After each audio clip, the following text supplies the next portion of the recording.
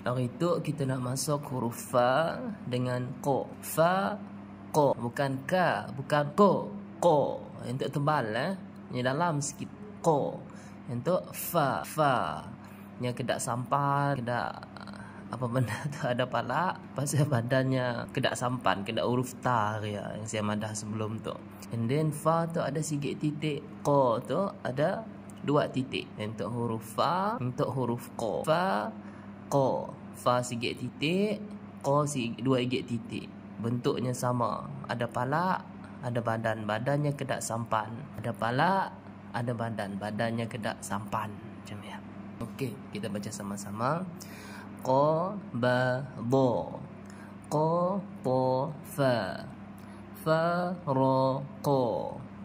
Fa, ro, zo. Fa, ko, zo. Sa'a, fa. Ha, dha, kho. Qa, fa, so. A, ko, da. Bo, go, po. Sha, fa, a. Za, ko, ko. A, ba, ta, tha, ja, ha, kho. Da, dha. Ro, za. Sa, sha. So, bo. Po, vo. A, go. Fa, ko.